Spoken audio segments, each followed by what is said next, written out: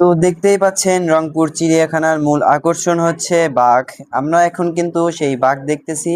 আর এই 16 নম্বরে রয়েছে মূল চমক। বলুন তো কি? তো 16 নম্বরে আপনাদেরকে দেখাবো রয়্যাল বেঙ্গল টাইগার। তো প্রস্তুত তো দেখার জন্য সেই রয়্যাল বেঙ্গল টাইগার।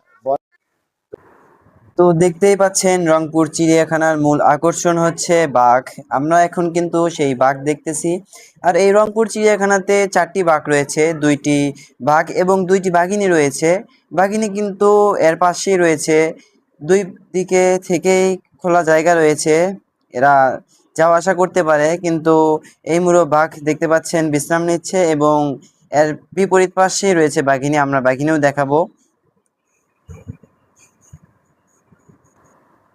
তো আমরা কিন্তু এর আগে খুলনা বনবিলাস চিড়িয়াখানাতে সিংহ দেখেছিলাম, সেখানে কিন্তু আমরা বাঘ মিস করেছিলাম, কারণ সেখানে বাঘ ছিল কিন্তু বর্তমানে হয়তো কোনো কারণবশত সেখানে বাঘ নেই।